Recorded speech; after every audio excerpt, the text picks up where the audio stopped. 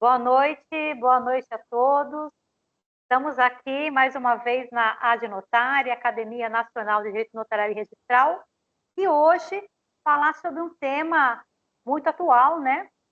Nós vamos falar sobre direito administrativo geográfico e o sistema registral, novas fronteiras a partir do provimento 195 de 2025 do CNJ.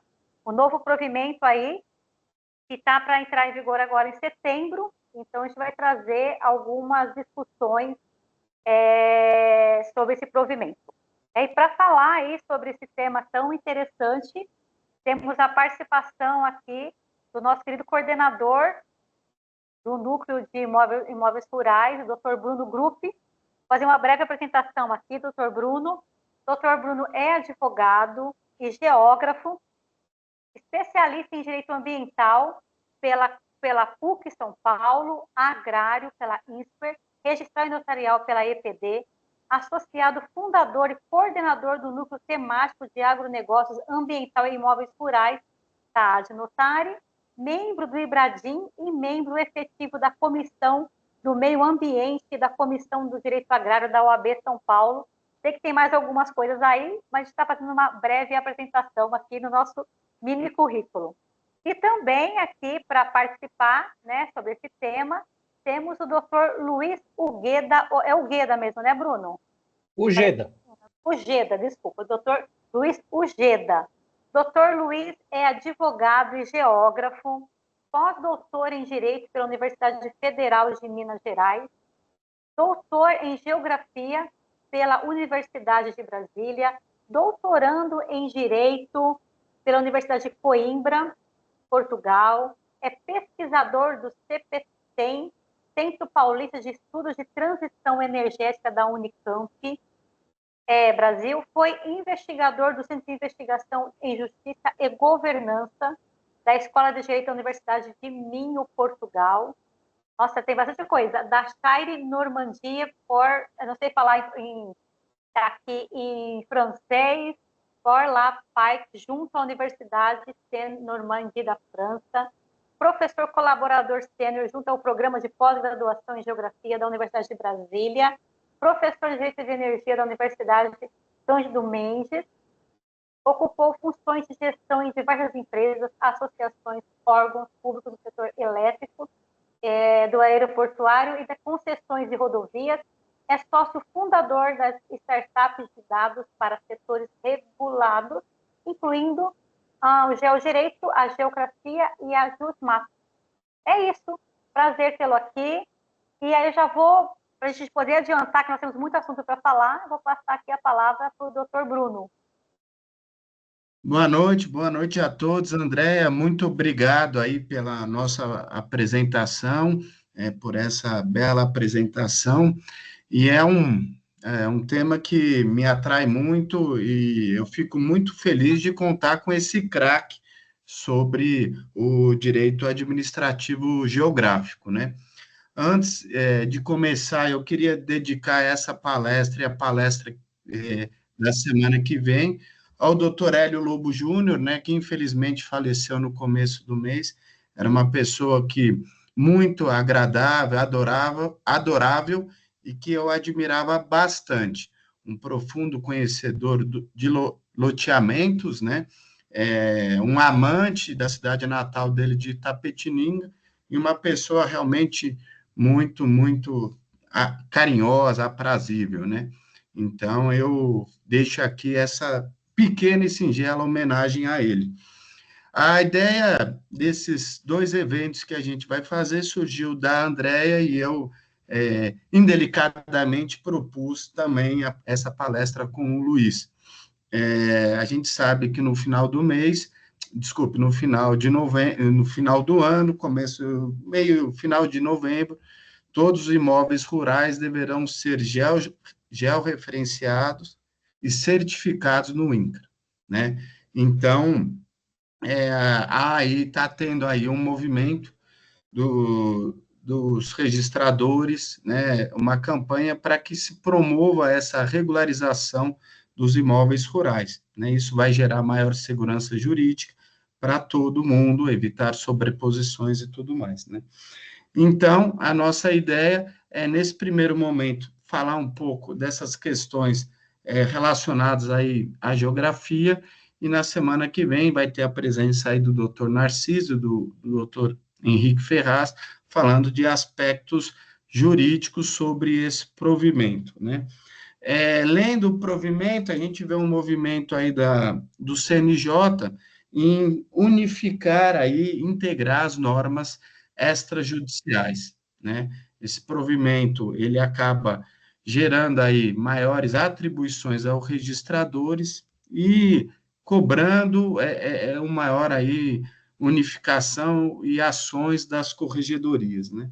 Lendo o provimento, a gente vê uma articulação aí grande entre o direito e a geografia. Pensando nisso, nessa articulação, a gente tem que chamar o Luiz Ujeda, que há muitos anos, né, desde o começo dos anos 2000, vem trabalhando aí nessa tese, já com teses jurídicas, né, teses de mestrado e doutorado defendendo sobre isso, né. Eu sugiro aqui um livro de autoria dele, que chama Direito Administrativo Geográfico, que, isso, se eu não me engano, esse livro é de 2017, ele já antecipa muitas dessas questões que a gente vai tratar aqui. Ele realmente verifica a importância dessa articulação entre a geografia, cartografia e o direito, e fala um pouquinho do mapa norma e dessa questão dos beliches geográficos. Deixei aqui algumas palavras para o Luiz aí começar a introdução, começar a palestra dele, depois vou fazer alguns comentários e algumas provocações. Luiz, está com você, o Luiz que mora em Portugal, olha só que delícia, hein? Boa sorte, Luiz. Sim. Obrigado, Bruno, pelas palavras, sempre muito gentil e generoso. É muito bom estar aqui com você. Obrigado, André, também pela recepção. Temos aqui um público que é possível até de nominar, né, porque acaba sendo uma grande reunião, uma grande aproximação com esse tema, né? A André Barros, o Carlos, a Joelma, a Keila, a Liliana, a Lorraine, Luiz Fernando, o Manuel, Nairi, Patrícia. Então, recebo aqui um abraço a todos.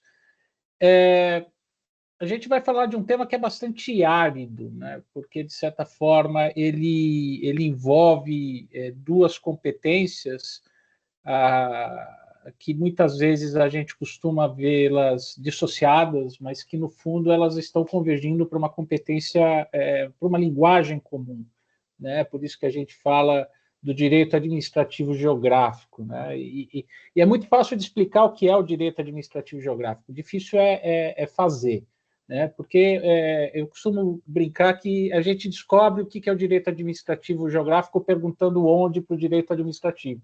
Se ele tiver uma resposta, ali vai estar o direito administrativo geográfico, né? Então, se eu pergunto para o direito administrativo onde, ele fala, na servidão de passagem da linha de transmissão, na área de proteção ambiental, no beliche cartorário, né, na sobreposição do cadastro ambiental rural, na zona de amortecimento no Laudeme, na linha do pré-mar de 1831, lá vai estar o direito administrativo geográfico. Por quê? Porque é o direito que a gente localiza, né? E ao localizar, a gente consegue montar, sopesar ali direitos e deveres em cima dessas obrigações. Eu vou compartilhar minha tela, já pedindo para vocês autorização para não colocar o PowerPoint no modo apresentação. Primeiro, porque eu não quero perder o contato visual com vocês. E segundo, que eu estou na tela de trabalho, e que é aquela bastante retangular, e que se eu deixar ela a full aqui, vocês vão enxergar a apresentação muito pequenininha. Vocês conseguem ver a tela não cheia, mas de forma satisfatória? Então, vamos lá. Sim. Então, vamos nessa. Então, a apresentação já está feita. E eu queria viajar um pouco no tempo com vocês para a gente alinhar onde que tudo isso começou, onde que tudo isso nasceu e por que a gente está falando de direito administrativo geográfico, né? Aí no nosso querido Rio de Janeiro, lá em 92, quando a gente teve a Rio 92, né, a fixação da Agenda 21, lá nos últimos dispositivos estava escrito assim, ó, todos os países, especialmente aqueles em desenvolvimento, sozinhos ou em agrupamento, devem obter acesso às técnicas modernas de manejo de recursos terrestres como sistemas de informação geográfica. Então já estava lá no item 733 da Agenda 21, e quando a gente veio para a Agenda 2030, no penúltimo item dela, está, de certa forma, transcrito aquilo que já estava na 733, né? Eles falam que até 2020, né, reforçar o apoio, a capacitação dos países de desenvolvimento, para quê? Para monitorar, obter dados de alta qualidade, atuais, fidedignos, com localização geográfica, né? Ou seja, a gente começa a ver que inventariar a superfície da Terra passa a ser um requisito de direito, de soberania territorial, de soberania informacional, né? E a gente começa a trabalhar com determinadas categorias de direitos, de princípios, né, que começam a surgir nisso no direito ambiental, no direito agrário, no direito urbanístico, em vários ramos dos direitos intensivos em território, né, no direito minerário, no direito da energia, de onde eu venho, né? Então, aqui você começa a identificar uma principiologia que nos sugere que o mapa ele passa a ser um bem público, porque assim como aconteceu com a música, que antes a gente comprava o disco, o LP, depois o CD, né? A música, a gente deixa de comprar um produto chamado disco e passa a contratar um serviço chamado streaming, né? Assim como o livro, a gente deixa de ter o livro e passa a acessá-lo pela internet, ou seja, as coisas deixam de ser produtos e passam a ser serviços. E o mesmo acontece com o sistema de mapeamento. Ele deixa de ser um produto, aquele atlas, aquela coisa que a gente desenhava em papel vegetal nos anos 70, nos 80, nos 90, né? Cada um com as suas idades, né? Mas isso deixa de ser uma realidade e a gente passa a programar mapas, né, em softwares específicos para finalidades igualmente específicas. Então, quando a gente começa a entrar nessa realidade, os países do mundo começam a dizer, opa, parece que isso daqui está criando um setor de infraestrutura. Por quê? Por infraestrutura de dados, né? Infraestrutura de dados espaciais, né? Nós precisamos gerir esse setor como um setor de infraestrutura. E o primeiro país do mundo a fazer isso foi nessa executive order do então presidente americano Bill Clinton, lá em 94, que ele vem e escreve, olha, nós vamos criar esse serviço de infraestrutura nacional de dados espaciais, né? Por quê? Porque nós não podemos mais permitir o desperdício de recursos duplicando mapeamentos. Nós não podemos mais ter duas vezes mapeado na mesma área, 3 vezes, 4 vezes, porque isso é ineficiente do ponto de vista econômico e gera conflito jurídico. Se eu tenho duas bases iguais, qual que vale?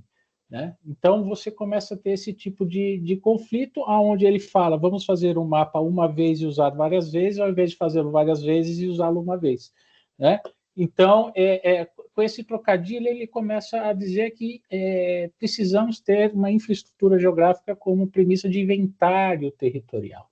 Isso é seguido pela União Europeia, né, pela então Diretiva INSPIRE de 2007, que é exatamente quem cria infraestrutura de dados espaciais europeia, e aqui começa a vir uma principiologia jurídica dentro dessa diretiva INSPIRE, ou seja, nós temos que ter o princípio da interoperabilidade do dado, o princípio do download do dado, da transformação do dado, da reutilização do dado, de poder reportar erros no dado, né? Ou seja, tratar isso como um serviço público. Né? E os países, como é um setor de infraestrutura, nós precisamos ter agências reguladoras para regular esse setor emergente de infraestrutura. Né? Então, você começa a ver a Alemanha transformando seu Instituto Geográfico em Agência Federal de Cartografia e Geodésia, a Holanda, que é a mãe, né, o grande estado da arte europeu dos dados espaciais, até por motivo existencial, né? A Holanda está abaixo do nível do mar, se eles não tiverem um rigoroso controle em cima do seu território, ela literalmente afunda, né?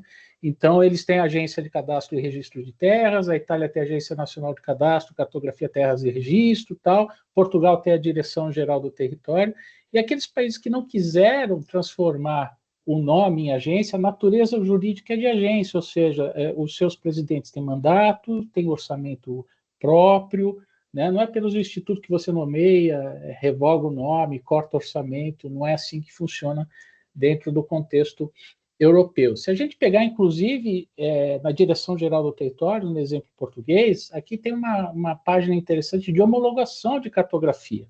Então, você quer...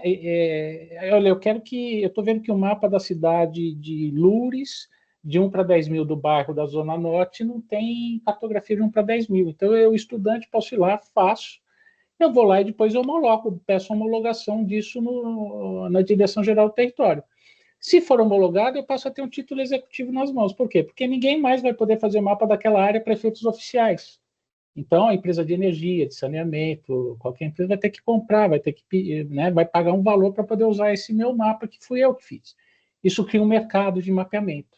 E ao criar um mercado de mapeamento, você começa a dar uma sinalização econômica para esse tipo de serviço. Mas isso é só coisa de país desenvolvido, né? Vamos parar com isso, tá? Então vamos falar do nosso maior competidor internacional, a Indonésia, né? Luiz, maior competidor, do que você está falando? Em crédito de carbono é o nosso maior competidor, né? O maior país tropical do mundo é a Indonésia, né? 260, 270 milhões de habitantes, tem mais gente que o Brasil, né? Tá na zona tropical, 17 mil ilhas, tem tsunami, todos os dias tem tsunami, terremoto em maior ou menor intensidade. Teve um evento na Indonésia, na qual teve um tsunami numa ilha um pouco mais importante, né, teve problema, o presidente da época era 2012, né, falou, ministro do meio ambiente, traga o mapa da ilha, ministro da agricultura, traga um mapa da área para a gente ver o que vai fazer. Aí, quando ele juntou na sala de situação os dois mapas, os mapas não batiam.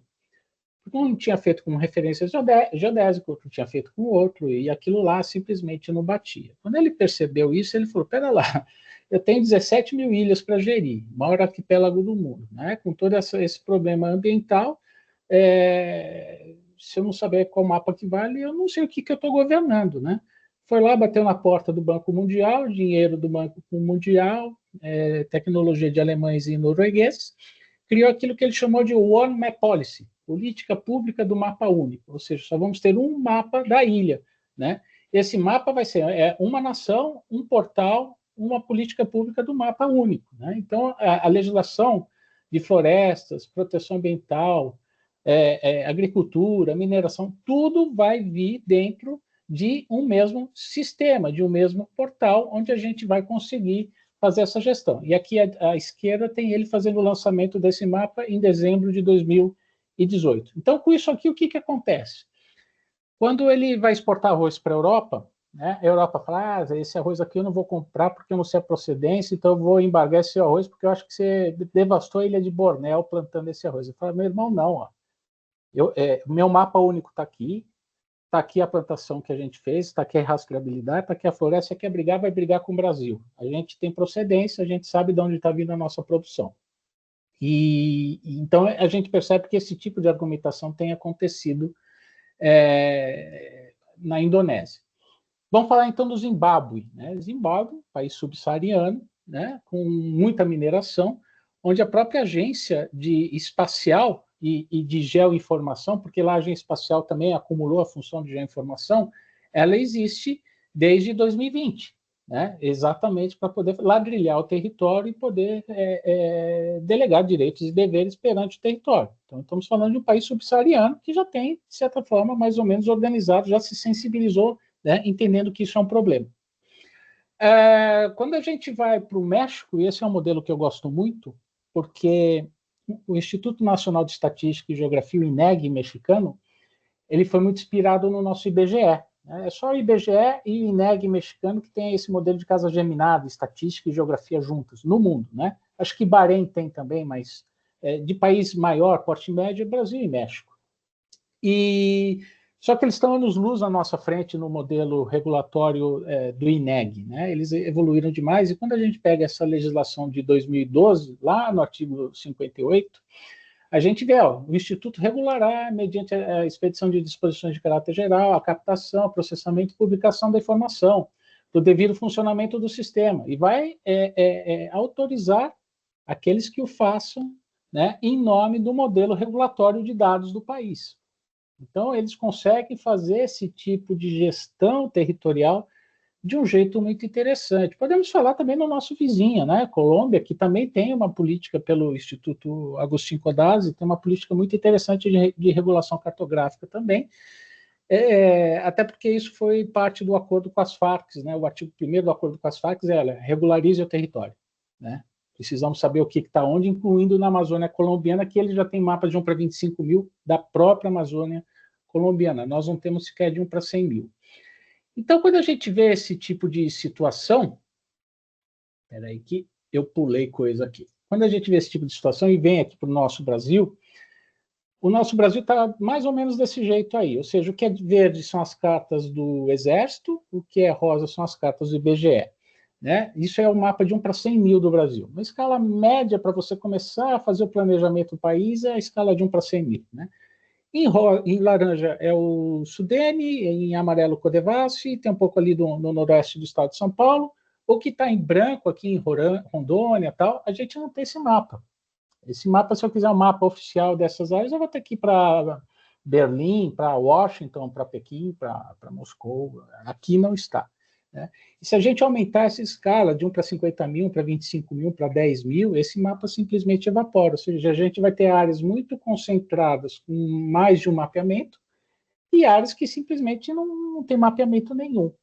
Né? Então, isso não é um problema legal. Por quê? Porque a gente olha para a Constituição, o comando está lá. O artigo 21, inciso 15, fala: compete à União organizar e manter os serviços oficiais de estatística, geografia, geologia e cartografia de âmbito nacional, e compete privativamente à União legislar sobre o sistema estatístico, cartográfico e geológico. Então, está lá na Constituição. Existe um decreto da INDE, da Infraestrutura Nacional de Dados Espaciais, que é lá de 2008, um decreto muito bem escrito, mas com uma eficácia muito limitada, né? Porque ele é voluntário, né? Adere quem quer. No ano passado, no início desse ano, o governo Lula começou a mexer nessa legislação, então agora tem o decreto da Infraestrutura Nacional de Dados, tem uma minuta em consulta pública de soberania de dados, né? Decretar soberania de dados por decreto. Eu nunca vi isso, né? Geralmente está na Constituição, ou é por lei, por decreto, eu nunca tinha visto, mas existe uma minuta de decreto de soberania de dados aí à disposição para quem quiser ler. Né? Então, o que a gente tem hoje? Né? Como é que a gente corta essa pizza? Né? A gente tem um país com 850 milhões de hectares, né? 8,5 milhões de quilômetros quadrados, real, físico, mas nos cartórios tem o estado de Minas Gerais a mais. Né? Isso não é de hoje. Né? A gente tem reportagem do estado de São Paulo de 2013 falando, olha, nos cartórios tem o estado de Minas Gerais a mais. Né? Então, isso aqui é sobreposição de propriedades, é o beliche cartorário, como, né, classicamente se costumou chamar.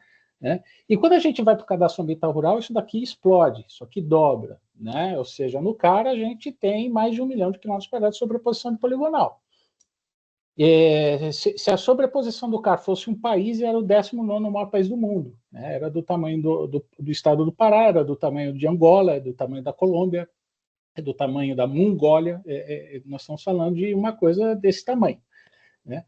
Isso sem falar que os próprios municípios têm usado muito desse recurso de fazer cartografia, né? Faz o levantamento aéreo, drones, tudo, aí lança o IPTU do puxadinho. Eu vi que tem 4 metros quadrados a mais de construção na tua propriedade em relação ao ano passado, toma aqui o IPTU do puxadinho. Aí a pessoa tem que ir lá tirar foto e falar, pô, mas é um galinheiro, né? Você está me tributando o galinheiro, você está me tributando aqui o telhado do meu carro, né? Não é assim, né? Então, essa lacuna, né? A gente tem, por um lado, uma revolução tecnológica que nos dá ferramentas incríveis que nós não tínhamos antes, né? Para poder fazer essa gestão, e, ao mesmo tempo, a governança que está ali jazendo no tempo, né? Pelo menos desde os anos 60 ali, onde a gente teve a criação da Fundação IBGE, né, substituindo o antigo IBGE, e que é uma legislação que não viu o homem pisar na Lua, não conheceu satélite, não conheceu laser, não conheceu internet, não conheceu nada, e a gente está lidando com os problemas do século XXI, com Big Data, inteligência artificial, tokenização, blockchain, com essa legislação completamente defasada. Né? E como que a gente lida com essa situação? Né? Então, o que a gente propôs aqui foi... Eu esparramei o provimento aqui para ver se a gente pega aí algumas pinças, alguns pontos, né? E vai tirando algumas conclusões junto com vocês, ou seja, a gente tem um provimento que foi feito pelo Conselho Nacional de Justiça, pela Corregedoria, né? Onde ele busca fortalecer o Sistema de Registro Eletrônico de Imóveis, o SREI, né? E ali ele cria dois filhotes, né? Um estatístico e um geográfico, né? O estatístico é o Inventário Estatístico Eletrônico do Registro de Imóveis, o IERI, né? E o Sistema de Informações Geográficas do Registro de Imóveis, que é o SIG-RI, ou SIG-RI, né? E aqui cada um com a sua função, ou seja, nós não temos lei, nós não temos decreto, nós não temos a Constituição regulamentada, mas nós temos um provimento que busca suprir essa lacuna. Então, aqui a gente já começa a ter um primeiro ponto de atenção, né? Sobre competências, né? Então, sob pretexto da rigidez da matrícula, do princípio da rigidez da matrícula, cria-se um provimento que regulamenta critérios estatísticos e geográficos que, de certa forma, estão dentro de uma outra matriz constitucional. Então, esse é um primeiro ponto para nós refletirmos aqui se isso pode, se isso não pode, até onde isso pode, se pode, né? Temos aqui já uma primeira questão. Ele foi publicado no dia 3 de junho, ele é aplicável a todas as serventias extrajudiciais e ele serve para aprimorar a regularização fundiária, combater a grilagem de terras, né? Garantir o acesso à moradia digna, fortalecer o sistema registral, ou seja, os valores, a axiologia aqui, ela está muito clara e ela é muito fácil de se explicar e até válida, né? No sentido de cumprir essa função social da propriedade, vamos chamar assim, né? E tudo isso como? Por meio de integração de dados georreferenciados, né? Uso obrigatório de coordenadas geodésicas, alinhamento dos cadastros oficiais, ou seja, adoção dos sistemas eletrônicos interoperáveis. Olha que interessante, aqui começa a confusão, porque sob o pretexto da rigidez na matrícula, ele está querendo integrar dados referenciados com base em quê? Em qual critério? Com qual geodésia? Obedecendo ao conjunto ISO 19100 ou não? Como é que você vai montar esse sistema para não dar sobreposição? Porque se eu montar em outro tipo de sistema e comparar com esse sistema, vai dar sobreposição também, né? Quem tem o direito de escolher essa metodologia na qual foi escolhida? Então, aqui a gente começa até algumas discussões. Eles trazem a BNT 17.047, normas correlatas, mas aqui ficam alguns pontos de questão, né? E aqui é sem custo direto para o cidadão, mas exigindo investimentos das serventias, no NR, em tecnologia, capacitação, infraestrutura de referenciamento e outros temas mais, né? Então, quando a gente entra no SRI, no SREI, né, qual é a finalidade? Modernizar o cadastro, né, facilitar o acesso, diminuir burocracia, garantir segurança, transparência, viabilizar a interoperabilidade. E essa palavrinha é mágica quando a gente fala em geografia, quando fala em estatística, quando fala em dados. A palavrinha interoperabilidade é a chave da coisa, né? O irmãzinha dela é a palavra reutilização. São as duas palavras-chave desse sistema. Por quê? Porque eu tenho que fazer coisas que são diferentes e dialogar entre si. Dados que são em escalas diferentes e dialogar entre si. E para fazer esses dados que têm características diferentes, às vezes um é da União, outro é do município, um está numa escala, outro está noutra escala, um foi feito numa perspectiva, outro foi feito numa outra perspectiva. Eu quero que isso daqui tenha uma porta USB que faça os dois conversarem entre eles harmonicamente. Esse é um grande problema. Outro segundo grande problema é a reutilização do dado. Ok, você conseguiu fazer a mágica, parabéns. Agora eu também quero reutilizar esse dado. Ah, não pode, esse dado é meu. E aqui começa o segundo problema. Você pode se apropriar de um dado público que você conseguiu interoperar para privilégio próprio, ou você tem que devolver essa interoperabilidade para a sociedade na base da infraestrutura nacional de dados espaciais. Então aqui tem uma segunda questão que a gente também precisa refletir um pouquinho, né? Por quê? Porque tem a ver com os cadastros multifinalitários e tudo mais. A questão, a tese que o provimento parte é: a rigidez da matrícula é nossa. Se a rigidez da matrícula é nossa, o mundo tem que se curvar a esta rigidez da matrícula. É uma tese. É uma tese na qual existem muitos questionamentos internacionais. Se a gente entrar aqui no modelo do México, no modelos de outros países, essa é uma tese que seria bastante questionável, principalmente por causa de blockchain, tokenização e outras soluções que estão surgindo aí mundo afora. Né? Mas o Brasil tem esse modelo. Então, aqui onde a gente precisa entender como é que a gente vai construir, entrar no século XXI com essa particularidade, né, do princípio da rigidez da matrícula. E aí vem os módulos operacionais, né? Tem a Central Nacional da Indisponibilidade de Bens, tem o Serviço de Atendimento Eletrônico Compartilhado, tem o inventário e tem o SIG, né? E como é que esses módulos operacionais vão interagir entre eles, vão interoperar entre eles, vão ter dados reutilizáveis entre eles, vão criar condições de acessar esse dado, né? Enquanto um bem público imaterial, estamos falando de direito administrativo, né? Como é que eu vou poder reportar erro? Como é que ele vai me devolver a devolutiva desse report de erro? Olha, procede, não procede? Como é que vai ser esse processo administrativo digital, geoespacializado? Né? Então, são essas coisas que ainda são muitos temas que estão, parece ainda estarem em abertos, né? Então, tem as regras e os padrões, né, que passam desde os atos registrais, notas devolutivas, configuração de sistema, né, o encaminhamento do eletrônico dos dados no SIG, né, a questão da infraestrutura, como é que você faz a consulta, recepciona o dado, dá a resposta, né? Que quando a gente olha normas internacionais, estão mais ou menos de acordo com as práticas internacionais, aquilo que a gente vê do sistema, né?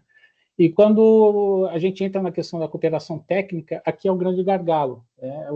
A Índia, Infraestrutura Nacional de Dados Espaciais, esbarrou aqui. Por quê? Porque, na época, eles queriam obrigar, pelo decreto 6666 de 2008, de que houvesse interoperabilidade entre União, Estados e municípios. Entenderam, na época, que obrigar feria o pacto federativo. Você não pode obrigar a interoperar, porque senão você está condicionando os municípios à União. Isso fere o pacto, fere a Constituição, cláusula pétrea, logo não se pode forçar esta interoperabilidade. Então, o grande quebra-mola que nós temos hoje no país é exatamente saber como que nós vamos fazer essa integração de cadastros multifinalitários de forma voluntária. Ou, se os cartórios querem partir para uma tese de que não é voluntário, pelo princípio da rigidez da matrícula, cumpra-se. Né? Me vem o dado, vem a nós ao vosso reino, e vamos fazer o dado acontecer aqui e acabou. Então, é aqui onde a gente tem uma questão que precisa também ser melhor pensado, porque essa é a resposta de tudo que nós vamos falar hoje, essa é a resposta de 1 milhão. Né? Como é que nós vamos interoperar e qual que vai ser o comando, qual vai ser a força cogente que vai fazer essa interoperabilidade acontecer na prática. Né?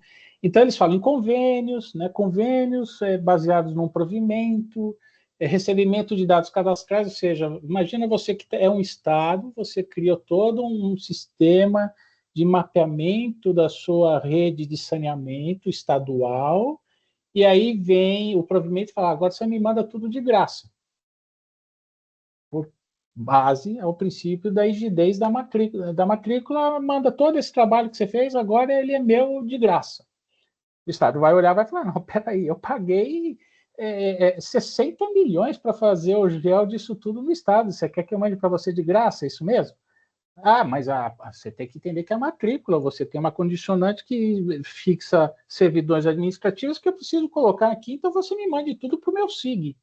É sua obrigação mandar para o meu SIG. Não vou mandar, eu sou Estado, quem que me obriga a mandar meu dado para você? Paga que eu te mando. Ah, mas o princípio da rigidez manda que você não, mas eu não vou mandar. Então, eu estou dando aqui um exemplo simples, né? Que eu poderia estar falando aqui de plano diretor, eu podia estar aqui falando de setor elétrico, eu podia estar aqui falando de mineração, eu podia estar aqui falando de cadastro ambiental rural, mas eu estou falando aqui de saneamento do Estado.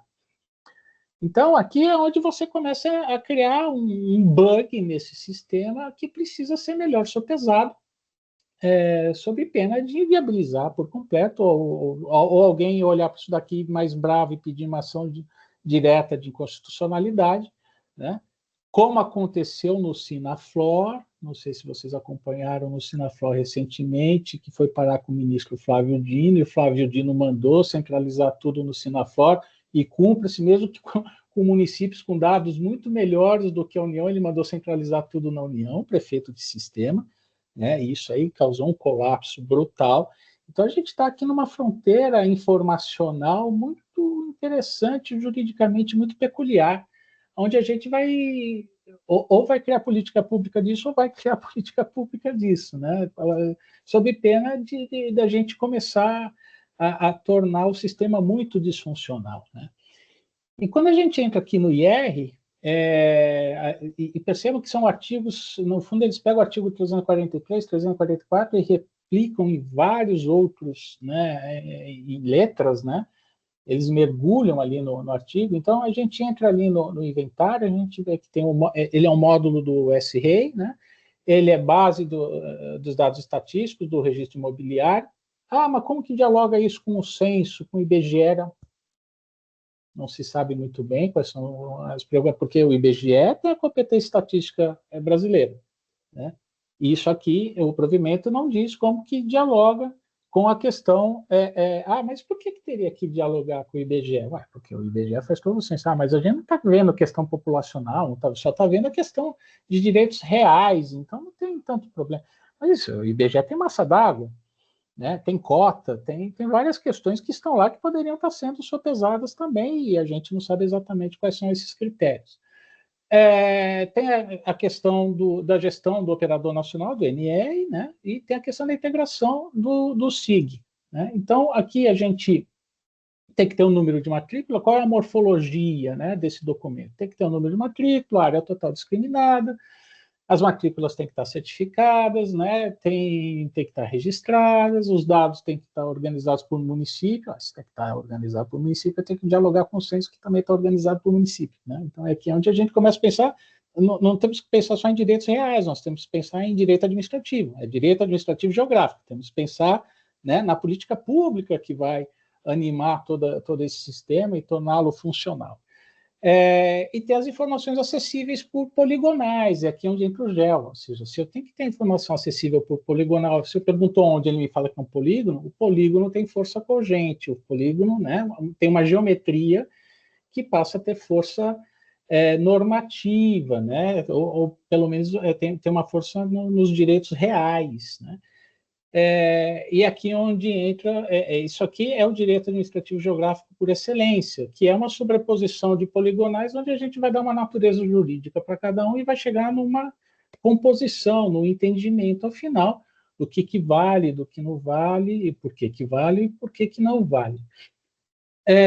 Quando a gente aprofunda um pouco, a gente vê que tem a verificação das regularidades do registro, a conferência das matrículas georreferenciadas, a questão de análise do mosaico, né, que é mais ou menos essa tarja que a gente fez aqui à esquerda, ou seja, como que você analisa esse mosaico?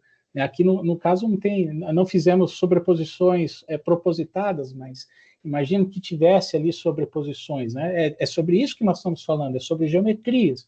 E não pode ter lacuna entre uma e outra, ele não pode estar sobreposto, a gente tem que estar exatamente alinhado para fixar direitos e deveres, né? Criando essas divisas, limites, fronteiras, né? Podemos dar a nomenclatura que quisermos, mas eles fixam direitos, né? No limite eles fixam direitos e precisamos ter isso muito claro. Precisamos consolidar com o REURB, ou seja, aqui já começa a criar os outputs, precisamos dialogar com o direito urbanístico, né? Precisamos promover atos registrais saneadores para retificar matrículas irregulares, precisamos apoiar a transparência, a confiabilidade desse sistema registral, né? E aqui a gente vai percorrendo todos os princípios que, de certa forma, são princípios genéricos. Isso que é interessante, são princípios genéricos do direito registral, do direito agrário, mas que não entram necessariamente nos princípios da tecnologia, né? Por isso que eu escrevi recentemente um artigo no Conjur, né, no sentido de, se nós aplicássemos a diretiva INSPIRE, né, que é a Diretiva Geográfica Europeia, no Brasil, nesse provimento, ele estaria em compliance ou não? Né?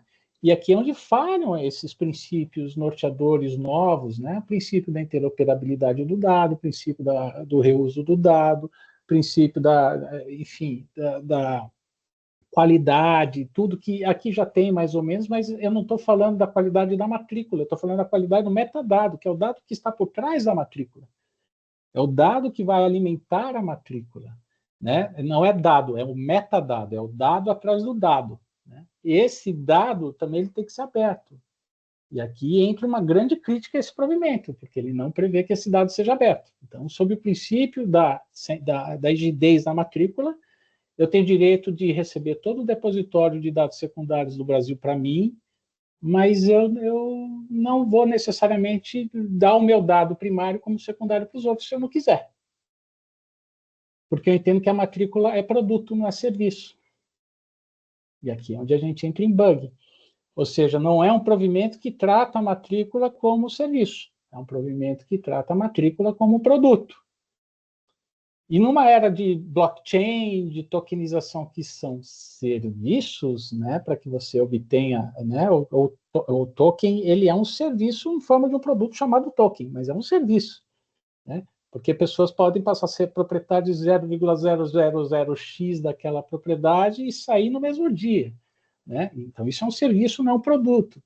Então a gente está realizando um provimento para desenvolver um produto num século que pressupõe que isso é um serviço.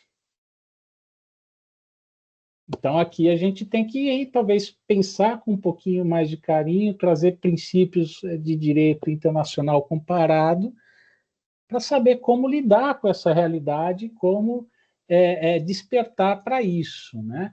Quando a gente vai nos demais princípios, né, ele fala do gerenciamento, do cadastramento vinculado, cálculo de fechamento de polígonos, que isso é um tema muito sensível, como se gera um mapa, como se visualiza, né?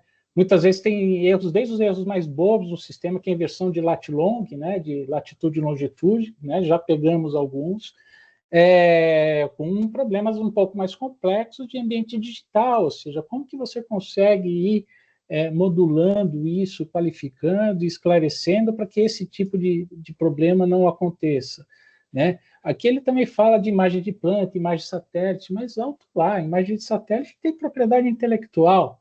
O princípio da rigidez da matrícula vai pegar também direitos de propriedade intelectual de imagem de satélite de terceiros, né? Como é que a gente, aí já não é mais questão de direito administrativo geográfico, aí passa a ser uma questão de geodireito, né? Porque tem uma diferença, o geodireito ele pega essa questão das propriedades intelectuais, ele está ali no direito privado, né? O geodireito é o Geospatial Law, como se diz no Comitê Geoespacial da ONU, né? Ali é toda uma briga de disputa de patentes, né? Quando a gente fala de direito administrativo geográfico, nós estamos falando numa área onde nós estamos falando do dado aberto, ou seja, a questão da patente ela está pacificada, né? Aqui eles estão puxando um problema de patente que não está pacificado no mundo. Eu acho até que esse é um dos grandes temas do século XXI, né? A fronteira entre o dado público e o dado privado. Então, aqui tem algumas questões que precisam ser também, no nosso entendimento, melhor esclarecidas. Quando a gente vai para o 343F, né, que é a atuação dos oficiais registros, então tem que alimentar o SIG com esses perímetros de forma adequada, tem que atualizar a descrição, fazer o controle da malha imobiliária, e isso é dificílimo. Esse controle, fazer o sistema é fácil, mantê-lo atualizado é hercúleo, nem o Google consegue. E aqui é onde o governo está invocando uma premissa que nem as maiores big techs do mundo conseguem, ou resolveram. Se você entrar no Google Earth, você vai ter imagens, são imagens incríveis, incríveis. Mas você vai ter uma a cada 2 meses, a cada 3 meses, a cada 6 meses, em áreas mais remotas a cada 2 anos, né? E mesmo assim está fantástico. Mas ali ele tem um caráter de pesquisa e desenvolvimento, ali é um trabalho de inovação. Aqui não, aqui eles estão evocando isso como política pública. Então a atualização disso, em tese, deveria ser online. E isso é dificílimo de se conseguir, porque aqui ele não vai depender só dele, ele vai depender de terceiros, né, da Agência Nacional de Mineração, manter seus dados atualizados e mandar para ele, da Agência Nacional de Energia Elétrica, manter os dados atualizados e mandar para ele, da Agência Nacional de Águas, mandar para ele, da SPU, que até hoje não tem as poligonais dos imóveis da União, fazer as poligonais dos imóveis da União e mandar para ele, né? Então, isso aqui está pressupondo um mundo no qual a gente está muito longe de realizar, seja porque o Brasil está defasado em relação a outros países, seja porque nem os outros países conseguiram ainda resolver. Então, tem aqui uma fronteira bastante desafiadora para se equacionar. Na questão dos profissionais técnicos habilitados, aqui entra uma briga, né, que ela é muito corporativa e muitas vezes intra-CREA. Né? Aqui, se a gente mergulhar um pouco no CREA, aqui vai refletir muito a disputa entre engenheiro agrimensor, topógrafo, geógrafo. Aqui entra numa guerra de foice, né, no sentido de que essa competência é minha, você pegou minha competência, porque aquilo ali sou eu que faço, não é você. E aí a gente vai entrar numa coisa que não está pacificada no Brasil. Né? Fora do Brasil tem uma profissão para isso, são os geômetras. Né? Então você tem o geômetra, tem formação muitas vezes até jurídica. Né? Ou seja, você entende de direito, você entende de matriz, não sei o quê, e você, enquanto geômetro, vai fazer essa atividade. No Brasil, os agrimensores dizem que essa função é deles, né? Mas o topógrafo fala que tem um pedaço que é dele, e o cartógrafo também diz que tem outra parte que é dele, e aí começam as disputas que geram também muitos desafios, principalmente dentro do ecossistema do CREA, né? Que é outra coisa que é um ponto de muita atenção. Né? Às vezes, quem olha de fora acha que isso é um ponto menor, mas eu posso, como geógrafo, eu afirmo categoricamente que não, é um ponto de muita atenção profissional entre esses profissionais e que estão, de certa forma, minguando. Isso é curioso também, no mundo de digitalização, onde esses profissionais no mundo afora crescem, no Brasil minguam porque essas profissões ainda estão estruturadas com base em muitas premissas, não é nem do século XX, é da primeira metade do século XX. Então, são coisas que a gente precisa também revisitar, no meu entendimento, para que a gente consiga fazer com que esse sistema seja minimamente orgânico. E aí a gente entra nos serviços eletrônicos, né? Tem a pesquisa prévia de bens, né? A pesquisa qualificada de bens por CPF ou CNPJ, e aqui começa outra questão, que é a questão da proteção de dados. Né? Aqui começa a caixinha da NPD. E essa caixinha também tem muitos desafios, por quê? Porque como é que a gente vai conseguir agregar dados quando precisar e desagregá-los quando não precisar, ou seja, fazer buscas individuais quando eu quiser, mas quando eu não quiser fazer buscas individuais ou eu quiser fazer simplesmente buscas estatísticas, dentro dessa área tem 20 proprietários. Eu não preciso falar que os proprietários é a dona Maria, o seu José ou o seu João. Né? Eu digo de uma forma agregada para efeito estatístico. Né? Mas quando a gente vai para os direitos reais, tem que ir no CPF, tem que ir no CNPJ. Né? Então, como é que a gente faz essa ponderação? E muitas vezes o próprio governo não cumpre a LGPD. Né? Hoje a gente acessa os metadados do governo, muitas vezes a gente tem acesso ao CNPJ, ao CPF das pessoas, em tese não deveria ter. E isso dificulta o nascimento de startups de gel no Brasil. Por quê? Porque as startups acabam assumindo o risco para elas por conta do que o governo não está cumprindo. Né? Então, tem várias nuances aí que precisam ser sopesadas para que a gente pense nesse sistema. Como é que o ONR vai lidar com isso? Né? A ANM não cumpriu com a LGPD, mandou o dado bruto para o ONR pegou o dado bruto da ANP e jogou no ar. Aí a pessoa não gosta, pede para tirar o dado da ANR, né? Não tem nada a ver com isso, rigidez da matrícula, fale lá com a ANM. Se ele me mandar o dado 100, eu publico 100. Ah, mas você é o responsável, foi você que divulgou, não foi a ANM. Não, mas a ANM me divulgou, mas a ANM não deixou aberto, você deixou, mas eu... E aí começa. Né? Então, como é que organiza isso? Como é que a gente consegue ter uma organicidade disso de uma forma um pouco mais vinculativa? Né? Quando a gente entra nas informações obrigatórias na matrícula, isso também está muito claro, né? Isso, de certa forma, são práticas que já vêm sendo aperfeiçoadas e já vêm sendo desenvolvidas ao longo do tempo, não tem maiores desafios do ponto de vista estatístico e geográfico, que eu entendi que é o nosso foco aqui, enquanto direito administrativo e geográfico. Então, aqui a gente fala muito dos casos específicos, algumas exceções, né, no artigo 440-S, é tão engraçado, parece placa de carro, né, 440-T, 440, né, daqui a pouco a gente está, o artigo S40WX12, né, daqui a pouco a gente começa a entrar numa seara curiosa. Inclusão de CEP e outros... Quem que faz CEP ainda nos dias de hoje? Né? Com tantas ferramentas disruptivas, What's Three Words, que você ladrilha a superfície da Terra em quadrados de 50 centímetros. A gente ainda está falando de CEP. CEP invoca monopólio postal. Tem várias questões aqui que também precisariam ser um pouquinho mais aprofundadas para que a gente tenha clareza do que pode, do que não pode fazer de uma forma, sob pretexto de rigidez da matrícula, né?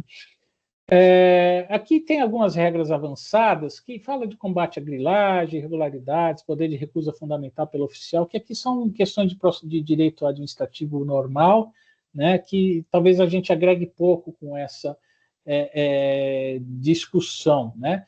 Eu acredito que aqui a questão da duplicidade ou multiplicidade de matrículas, que pressupõe multiplicidade de poligonais, ou seja, cada poligonal vai ser uma matrícula, ou seja, a matrícula ela corresponde ao metadado chamado poligonal, e essa poligonal é que fixa o direito, né?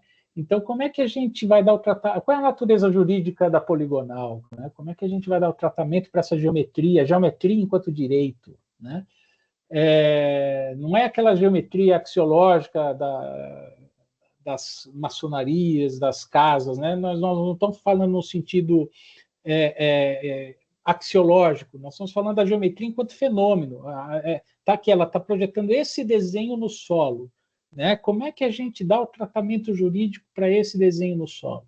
E essa é a questão que a gente precisa aprofundar um pouco, exatamente nesse sentido de clarificar como é que a gente vai fazer essa autotutela registral, porque tudo no final vai cair nessa autotutela registral.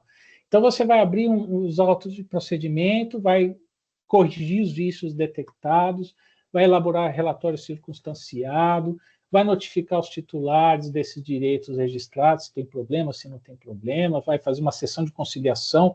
Imagina a sessão de conciliação em cima de um SIG. A tua poligonal está aqui, a sua está aqui. Como é que a gente vai conciliar? E vai ficar desenhando ali na hora, assim, tá bom? Assina aqui, assina aqui. Então, como é que vão ser conciliações em cima de poligonais? Vai ser curioso de se ver. Perceba que nós estamos falando de coisas muito sofisticadas sem lei que respalde. Não há uma lei que respalde isso. Né? Uma lei que eu diga não no sentido imobiliário, não no sentido registral, não no sentido cartorial, até porque se a gente pegar a lei Torrens lá atrás, em 1890 e alguma coisa, Rui Barbosa chegava e falava, generalíssimo, estamos aqui com o estado da arte do direito real, né? Temos isso aqui desenvolvido no Brasil, o direito imobiliário, nós precisamos ter por trás um sistema geográfico que o suporte.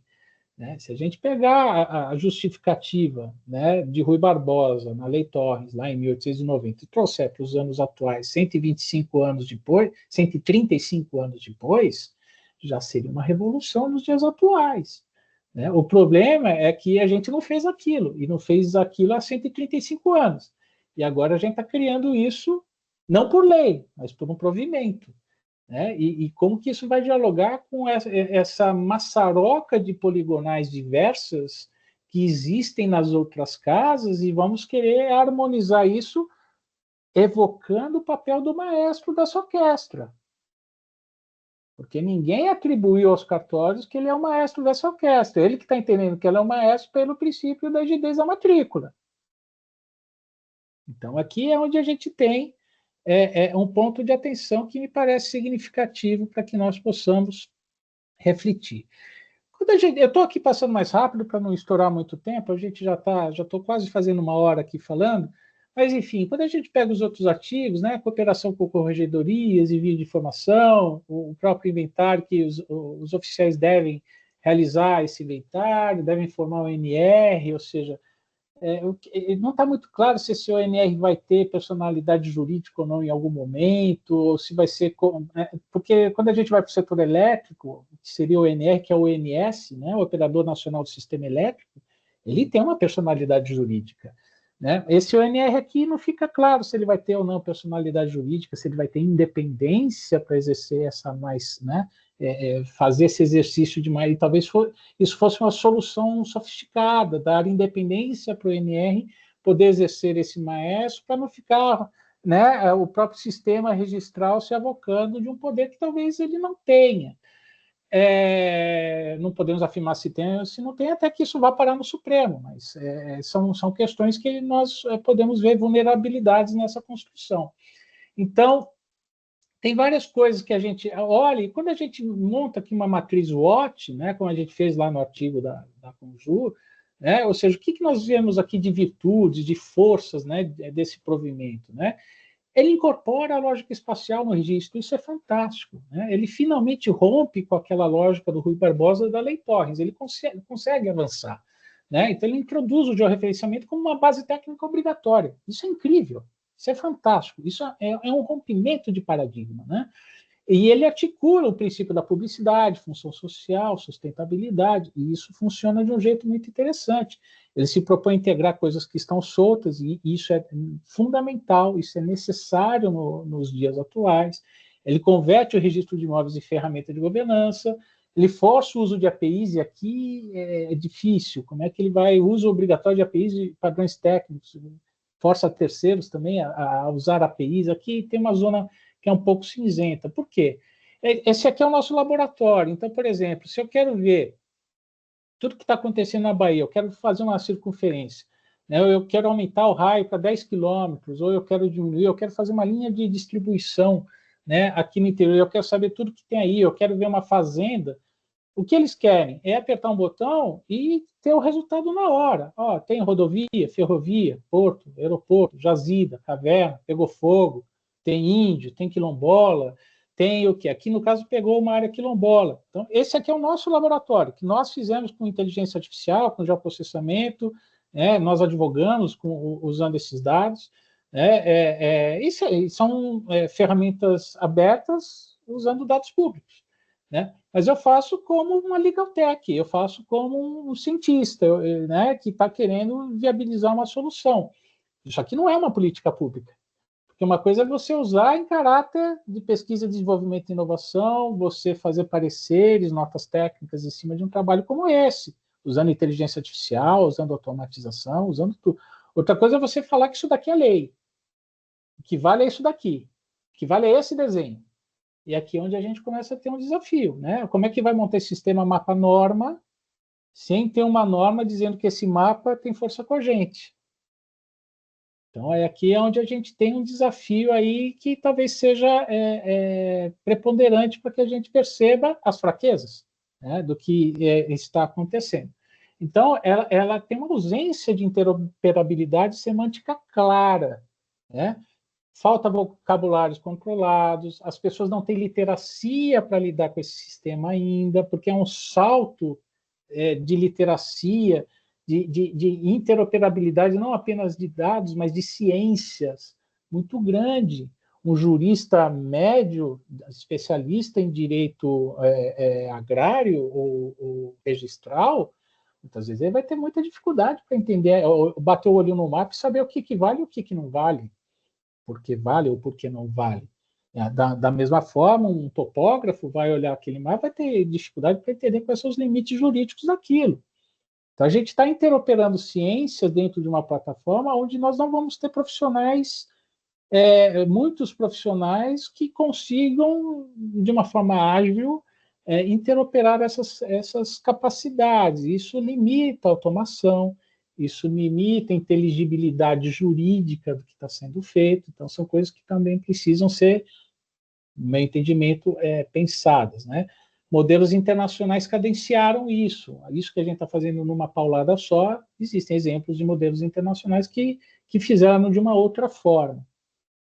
Tem uma carência de padronização de metadados, e isso é crítico não só no Brasil como no mundo, né? Então, precisamos pensar na série da ISO 9100, que não está mencionada, salvo o melhor juízo, no provimento e outras normativas, que é o cerne da qualidade de dados, né? Tem uma dependência de descrições textuais herdadas, né? A massa d'água no IBGE é uma coisa, na Agência Nacional de Águas é outra. Como é que eles, sob o princípio da rigidez da matrícula, vão dirimir conflitos entre entidades diferentes que, para a mesma coisa, usam nomenclaturas distintas, né? Isso também me parece ser um desafio grande, principalmente quando a gente coloca aqui a questão federativa no meio.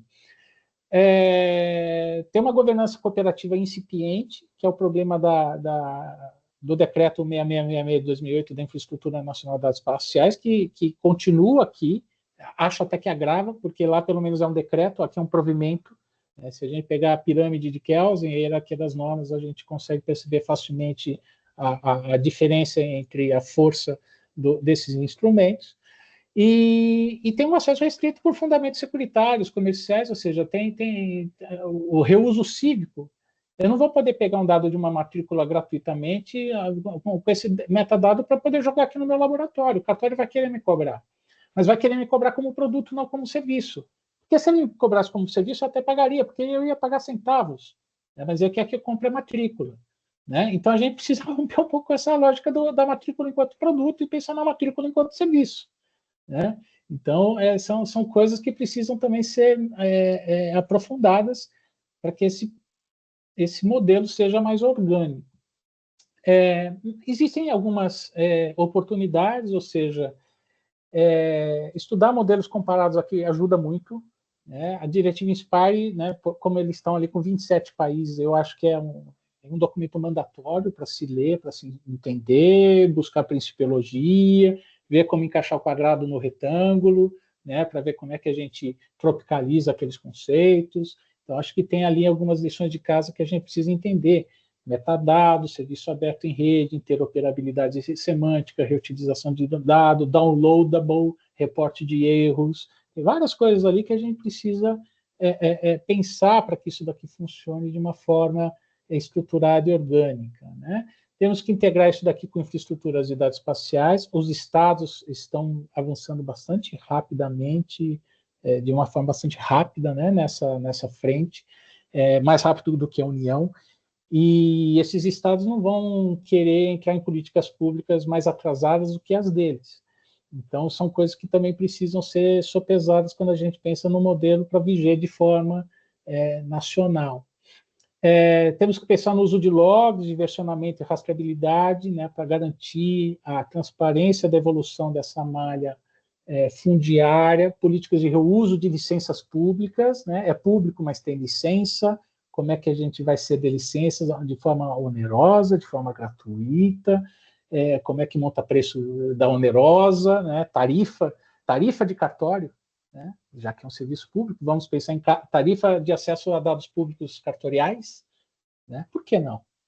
Então, é por aí que eu entendo que o mundo está caminhando e que a gente precisa começar a refletir. Olha, os cartórios vão cobrar tarifa, não vão cobrar a matrícula. Né? Não dá para ficar vendendo LP no século onde todo mundo está fazendo streaming. Né? Posso até vender LP para os mais românticos, mas eu tenho que ter o serviço do streaming garantido, né? Sob pena da gente não entrar no século XXI, não entrar nessa dataficação, não entrar em todo esse critério de que no data, no business, né? Enfim, temos que pensar um pouco mais nisso. E fortalecer essa governança federativa, que é o grande gargalo, né, que a gente falou. Quais são as ameaças? A resistência cultural dos cartórios e aos cartórios, né? Ou seja, muito ainda vem os guardiões documentais, né? Já foi, né? A gente está numa época que o dado é serviço, não é mais bem, né? Então a gente tem que mudar um pouco esse paradigma, senão não vai acompanhar a blockchain, tokenização, nada disso, né? Tem um risco de fragmentação normativa entre estados, um estado vai dar um tratamento, outro vai dar outro, como é que interopera? né? Então, como é que padroniza em relação a estados que estão dando tratamento distinto, né? Pressões comerciais, securitárias, com base em dados públicos. A gente está vivendo aqui uma guerra informacional gigantesca, né? Teve aí uma grande discussão semana passada se os Estados Unidos desligar o GPS do Brasil. Aí não vai mais dado para canto algum, isso aqui também morre. Como é que a gente lida com essa questão da soberania informacional, né? Precisamos também refletir em cima de como garantir esse sistema em momentos de crise, né? E se dá pau, acaba, né? Derruba o dado, o servidor caiu, como é que a gente vai lidar com essa sobrecarga tecnológica? Todo mundo resolveu um ataque hacker, 1 milhão de pedidos em cima de uma mesma matrícula, né? Como é que os cartórios vão lidar com esse tipo de situação tecnológica, né? E fazer um alinhamento perante os padrões internacionais. Isso é fundamental, né? E já terminando, e já peço desculpa por ter me alongado aqui mais do que eu gostaria, mas o que a gente pode extrair disso tudo, né? Nós temos um marco regulatório que é inédito, e notem que eu faço questão de chamá-lo de regulatório, porque ele está regulando um setor de infraestrutura. Se é devido ou não, são outros 500, a gente pode debater, já falamos muitos pontos aqui, mas ele joga a luz a um modelo regulatório que precisa nascer, né? Isso é muito importante de ser dito. Então, ele insere o registro de imóveis brasileiro na lógica espacial, na lógica de infraestrutura de dados.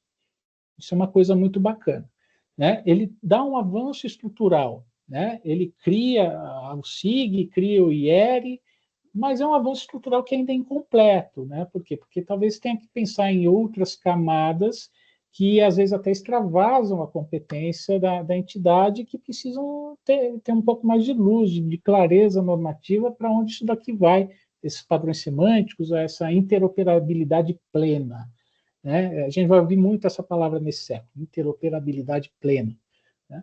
Potencial de alinhamento internacional, ou seja, precisamos estudar modelos comparados, né? Consolidar esse modelo no Brasil, a gente tem que beber muito das fontes internacionais e justificar como que nós vamos fazer essas adaptações, né? Isso tudo pressupõe uma mudança brutal da mentalidade dos cartórios no Brasil, né? Sair de produto para serviço é um exercício brutal, e a gente tem que estar aberto a isso, né? Talvez a gente não vá vender matrícula, vai vender tarifa de acesso a dados cartoriais, né? E talvez a gente tenha que pensar nesse modelo. Então a gente tem que, os próximos passos, fazer toda essa releitura, definir metadados padronizados, ampliar o acesso ao público, adotar políticas de reuso, licenças abertas. Então, o que é aberto, o que não vai ser aberto, né? Ter um discrime. Então, são essas as questões que a gente vê. Agradeço, renovo aqui o agradecimento, André, ao Bruno, pelo convite. Está aqui meu nome e e-mail, vocês me acham facilmente no Instagram, LinkedIn e tudo mais. Estou à disposição daquilo que vocês julgarem conveniente e oportuno. Eu queria agradecer em nome da Adnotária a palestra, eu gostei muito, achei ela bem completa e muito crítica também ao provimento. Quando eu pensei com a Andrea te chamar, eu acho que era justamente para isso. Você trouxe essa abordagem do direito administrativo geográfico que é muito importante e necessário, né? Então, eu saio muito feliz, eu vejo muito feliz essa palestra. Eu fiz aqui alguns apontamentos que coincidiram com o que você falou, né? Algumas angústias que eu tive lendo esse provimento, percebi que era uma discussão realmente muito complexa, que talvez estaria atribuindo aos cartórios uma função que talvez não devesse ser dele. Seja pela complexidade, diversidade dos cartórios de registro de imóveis, seja talvez não seja essa atribuição, até já pelo que você falou antigamente. A Receita Federal faz um pouco esse controle, e hoje quem está assumindo esse papel pelo provimento são os cartórios. Pelo que você fala aí sobre outras, né, em outros momentos que eu acompanho, talvez não seja a melhor pessoa, né, a melhor entidade para fazer isso, né? Lamento muito, porque é um provimento. Veja, o CNJ criou esse Código Nacional de Normas, muitos dos estados estão entendendo como é que vai fazer isso, né? Já existe um Código de Normas estadual, tem o Código de Normas nacional. Será que há uma questão de subordinação desses códigos ou não, né? Será que a tendência, claro, é padronizar, os estados vão assumir isso, né? Essa é uma discussão que a gente vai levar para a próxima palestra, né, que é com o Dr. Narciso Henrique, né, um registrador, um desembargador aposentado que atua muito com registro, foi da corregedoria, ele criou, Dr. Narciso, as normas de registro, as normas de serviço, né? O desembargador Ricardo Dipp fala muito que os oficiais têm uma independência funcional, né? Então as normas seriam orientações e não, eles não deveriam ficar reféns a isso, né? Então eles têm essa independência, seja para análise do título, né, por exemplo. Então, são reflexões, apontamentos que você abrangiu tudo, né? Acho que são reflexos que a gente tem que discutir, debater, estimular bastante essa situação. Há um pouco de inovação, como você falou, né? E isso talvez facilite, enriqueça mais a matrícula, né? Em paralelo a esse provimento que traz essa ampliação do artigo 156, que trata do princípio da especialidade da matrícula, aí, por outro lado, uma legislação que dispensa a certidão das matrículas para prática de atos registrais, por exemplo, né? Então, acho que isso tudo vai misturar. Eu gostei muito do sistema que você trouxe. Eu acho que para uma auditoria, para uma situação, que soma isso é o JusMap, né? Se puder falar um pouquinho sobre ele, né, um pouco mais. Você comentou um pouco do geodireito também, das startups. Eu sei que isso é um filho seu, né? Queria eu sei que você tem dois, né? É o Matheus e o Teodoro, e tem esse também. Fala um pouquinho do JusMap, como a gente, operadores de direito, registradores, como a gente pode usar ele para poder aí, numa operação jurídica, como isso se casa nessa situação atual, seja de forma mais simples, né, compra e venda, ou mais complexa, amarrando. Se puder comentar um pouco, Luiz, por favor. Claro, Bruno, agradeço a generosidade das perguntas e das ponderações. Você sabe que eu vim para Portugal para fazer a tese na Faculdade de Direito aqui de Coimbra, exatamente sobre esse tema. E quando eu vim para Portugal, era muito por conta da tradição cartorial portuguesa, da tradição cartográfica portuguesa. Portugal foi pioneiro. A palavra cartografia ela é portuguesa, a etimologia da palavra é portuguesa e foi para o mundo, né? Na época das navegações, tudo. E Portugal tem uma dimensão muito bem delimitada, 306 municípios, então você consegue fazer uma gestão mais fácil, né? E com o advento da inteligência artificial, eu consegui geoprocessar mais de 600 geoportais portugueses e montar uma matriz para avaliar todos os portais municipais, regionais, nacionais e europeus que incidem em Portugal. E isso deu uma perspectiva muito bacana, porque quando a gente monta essa matriz, a gente vê que nada existe sem você entender o dado como reutilizável. Se você entender o dado como interoperável, nada funciona, esse sistema não funciona. Então, quando a gente pensa em criar um sistema encapsulado, no sentido, vem os dados ao nosso reino e do nosso reino não sai dado nenhum, a não ser que seja pela venda da matrícula, isso é um problema. Ou, se não é problema, deveria ser visto como um problema, porque a gente está numa fase, né, da história da humanidade onde as coisas viraram serviços. Né? Então, a gente precisa fazer esse streaming.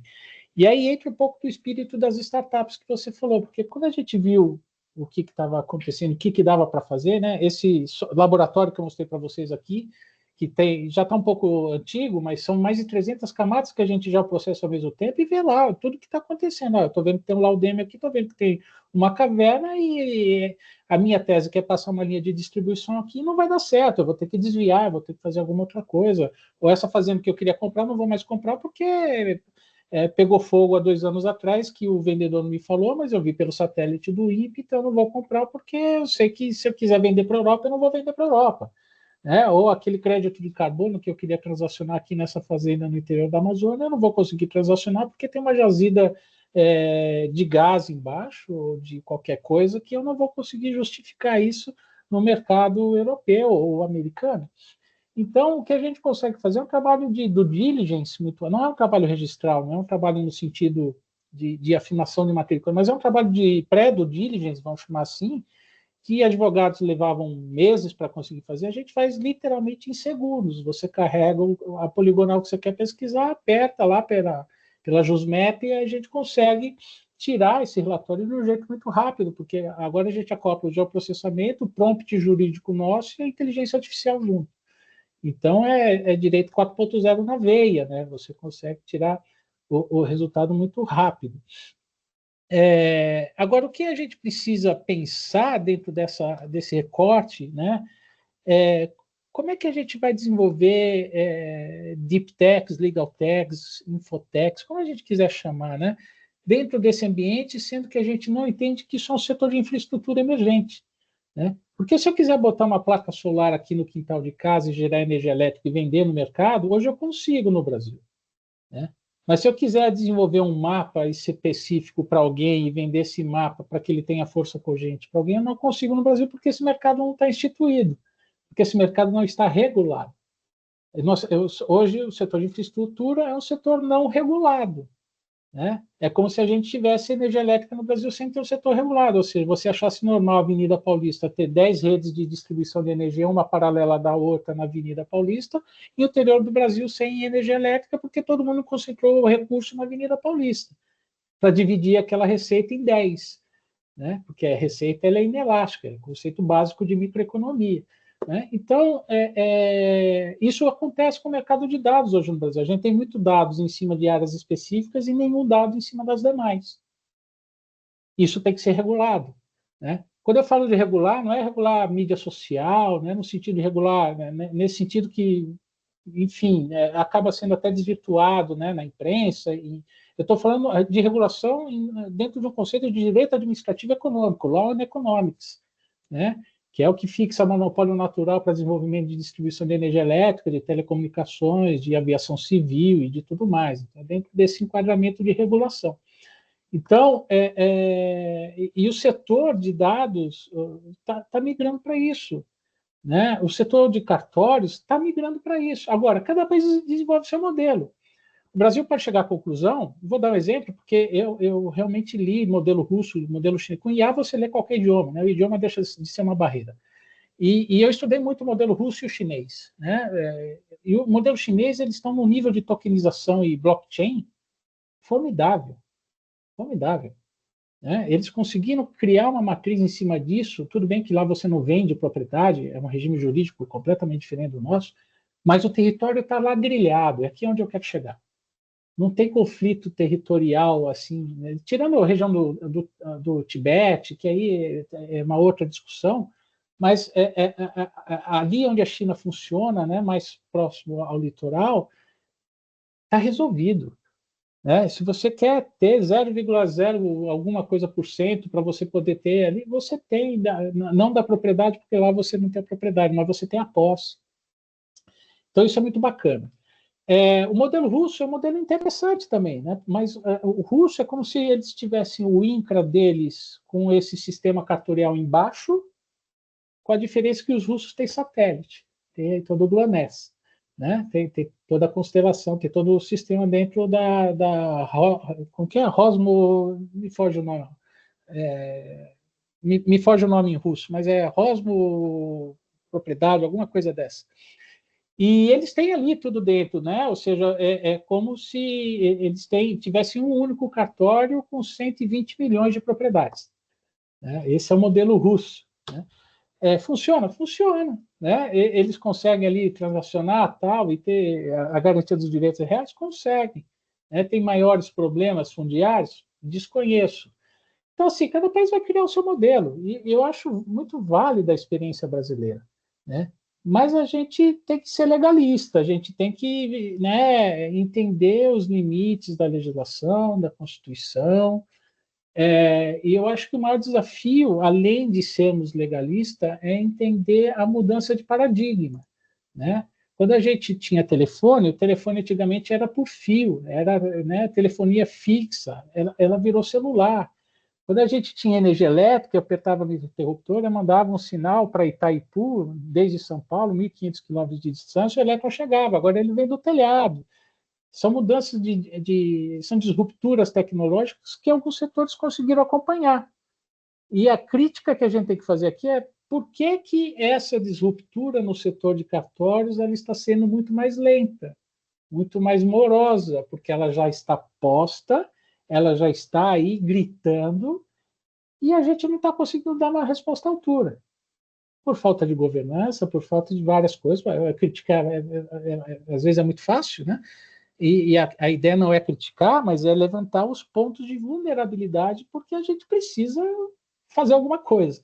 Né? O provimento é mais do que alguma coisa, ele traz uma organicidade, mas a questão é jurídica, pode, não pode. Vamos fazer tudo aqui, daqui 6 meses alguém vem, entra com uma DIN, derruba tudo, porque... Então, aqui é onde a gente tem uma vulnerabilidade grande, né? E que precisa ser talvez melhor pensada para que a gente consiga defender isso no futuro e não desmorone como um castelo de cartas.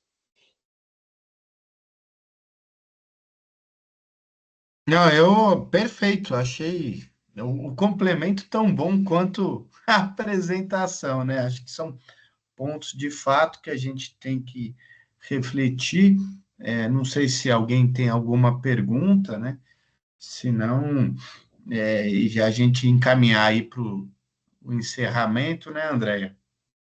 Se me permitir, Bruno, olha, eu não me sinto capacitada até para perguntar assim, para o doutor Luiz e para o Bruno, porque assim, são questões, eu estou me sentindo aqui, eu sou de uma cidade do interior, né?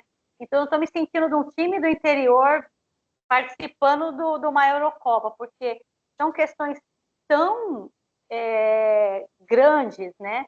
A gente trabalha muitas vezes, eu faço muita retificação, você trabalha algumas vezes em que tão confrontante e questionar se o rio é navegável ou não navegável, onde eu vou procurar se esse rio é navegável ou não navegável, eu não tenho informação, a gente não, é uma coisa simples, não é? A gente pensar sobre isso, eu estou falando de coisas muito maiores, então acho que quando o Luiz, né, o doutor Luiz trouxe essas questões para a gente viu o quanto nós estamos atrasados.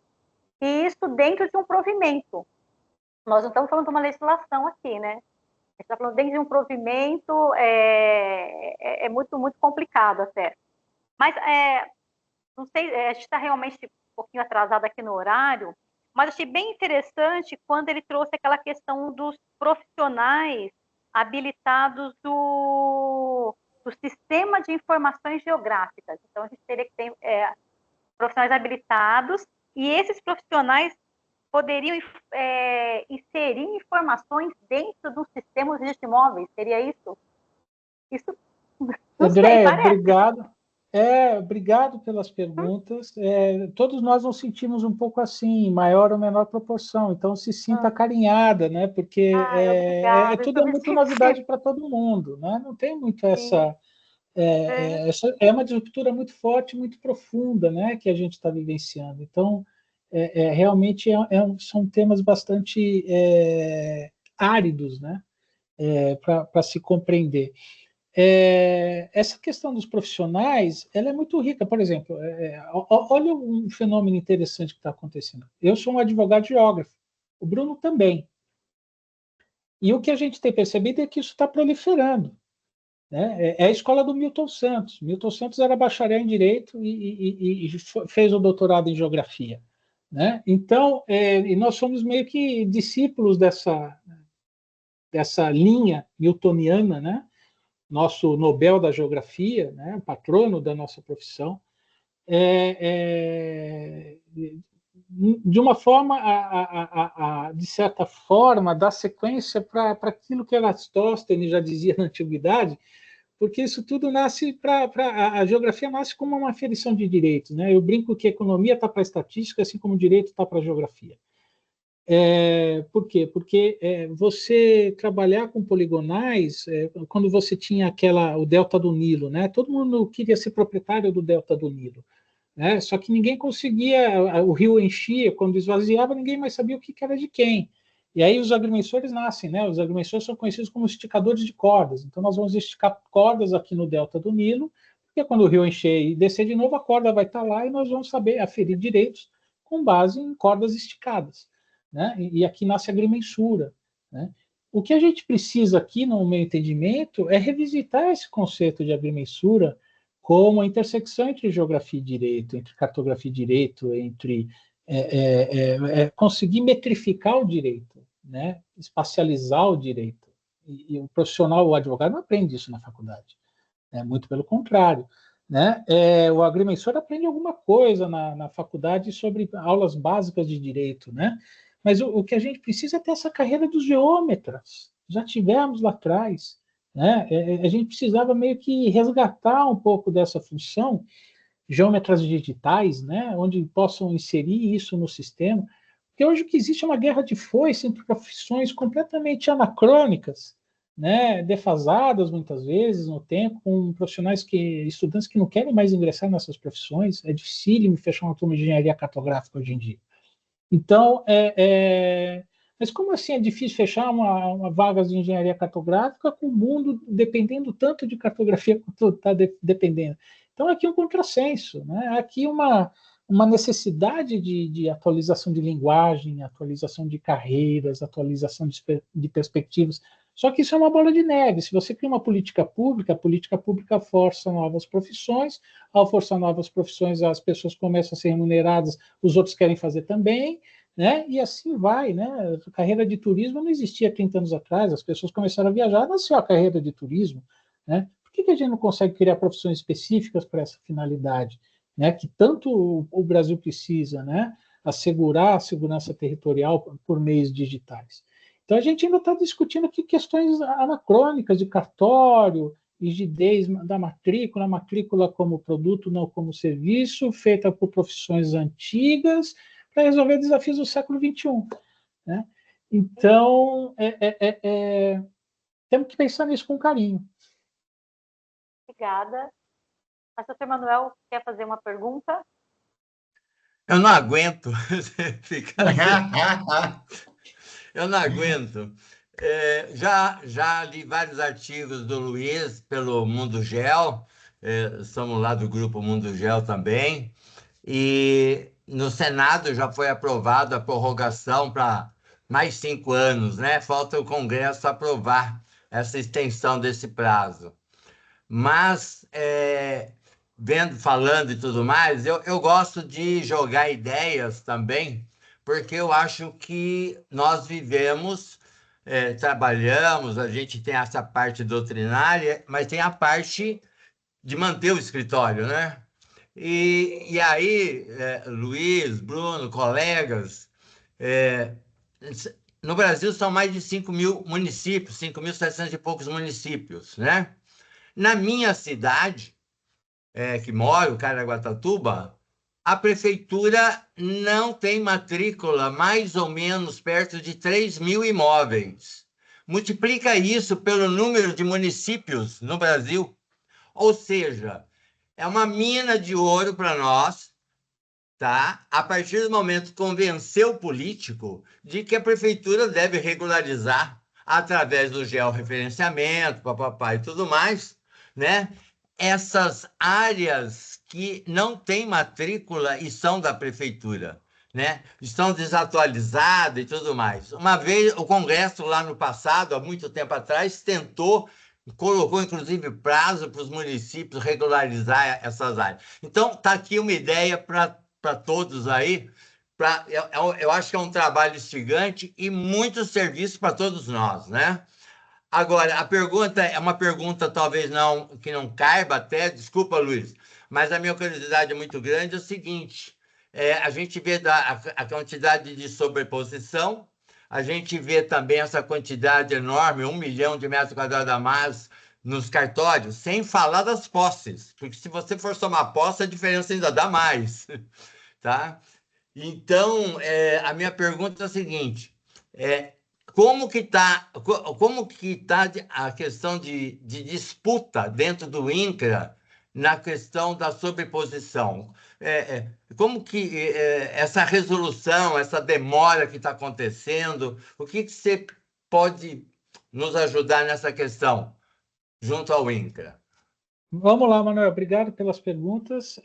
A resposta é como o gel, ela é em camadas, né? A gente tem que analisar camada por camada para conseguir depois fazer uma somatória de camadas e fazer um diagnóstico geral. Não sei se por azar ou por sorte, você mencionou Caraguatatuba, que é um município que eu conheço bem, o caso concreto de Caraguá. E Caraguá não falta mapa. Aliás, Caraguá tem excesso de mapa.